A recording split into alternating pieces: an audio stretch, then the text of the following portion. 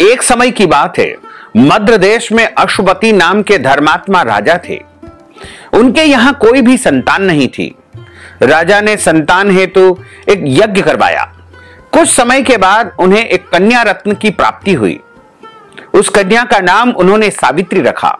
विवाह योग्य होने पर सावित्री के लिए द्युमत सेन के पुत्र सत्यवान को पति रूप में वरण किया गया। सत्यवान वैसे तो राजा का पुत्र था, लेकिन उनका राजपाट सब कुछ छीन गया था और अब वह बहुत ही दरिद्रता का जीवन यापन कर रहा था। उसके माता पिता की भी आंखों की रोशनी चली गई थी। सत्यवान जंगल से लकड़ियां काट करके लाता और उन्हें बेच बेच करके जैसे तैसे अपना भरण पोषण यानी गुजारा कर रहा था। जब सावित्री और सत्यवान के विवाह की बात आई तो नारद मुनि ने सावित्री के पिता राजा अश्वपति को बताया कि सत्यवान अल्पायु है और विवाह के 1 साल के बाद ही उनकी मृत्यु हो जाएगी।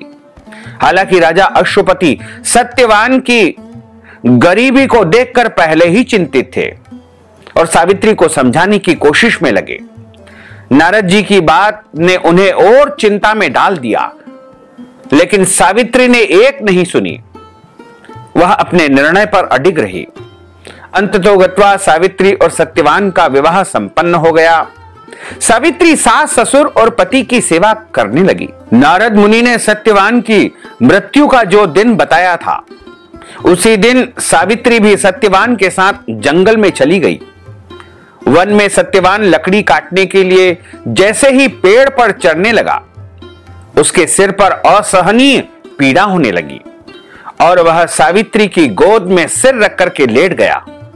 कुछ देर बाद उनके समक्ष अनेक दूतों के साथ स्वयं यमराज वहां पर आ खड़े हुए। जब यमराज सत्यवान के जीवात्मा को लेकर के दक्षिण दिशा की ओर चलने लगे तो पतिव्रता सावित्री भी उनके पीछे पीछे चलने लगी। आगे जाकर के यमराज ने सावित्री से कहा कि हे पतिव्रता नारी, जहां तक मनुष्य साथ दे सकता है, तुमने अपने पति का साथ दिया है। अब तुम पुनः अपने घर वापस लौट जाओ।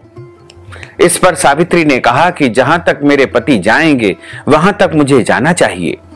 यही सनातन का सत्य है।